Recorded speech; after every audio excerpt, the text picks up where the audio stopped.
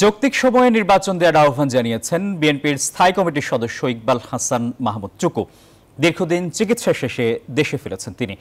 আর দলের আইন বিষয়ক সম্পাদক ব্যারিস্টার কায়সার কামেল বলেছেন, তারেক রহমানের সব মামলা আইনিভাবেই মোকাবেলা করা হবে। চিকিৎসা শেষে দীর্ঘদিন পর দেশের মাটিতে পা রাখলেন বিএনপির স্থায়ী কমিটির সদস্য ইকবাল হাসান মাহমুদ টুকু। হুইল চেয়ারে করে হযরত শাহজালাল আন্তর্জাতিক বিমানবন্দর থেকে বের হন বিএনপির এই নেতা। তিনি বলেন, ৭১-এ দেশ স্বাধীনের পর যেমন লেগেছিল, স্বৈরাচার মুক্ত দেশে ফিরেও তেমনটি লাগছে। আহ্বান জানান যৌক্তিক সময়ে নির্বাচন দেয়ার। এনজিওর কিস্তি প্রথমবার বিকাশ পেমেন্ট করলেই ২০ টাকা ইনস্ট্যান্ট ক্যাশব্যাক। আজকে বাংলাদেশ স্বৈরাচার খুনি মুক্ত বাংলাদেশ। আজকে মুক্ত বাংলাদেশে মুক্ত হওয়া নিতে পারবে।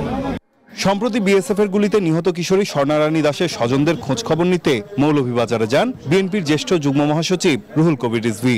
পরে এক সভায় বলেন, ভারত যেন বাংলাদেশিদের লক্ষ্যবস্তুতে পরিণত করেছে।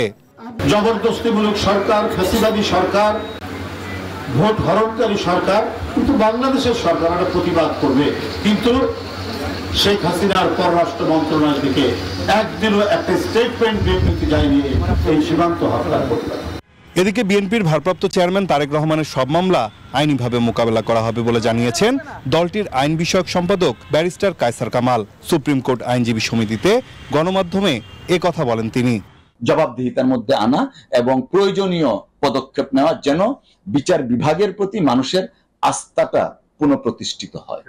৩০ দলকানা বিচারপতির অপসারণ চাওয়া প্রসঙ্গে তিনি বলেন, যেসব বিচারপতি কোড অফ কন্ডাক্ট ভঙ্গ করেছেন তাদের বিরুদ্ধে কর্তৃপক্ষ যথাযথ ব্যবস্থা নেবে বলে আশা করছেন তিনি।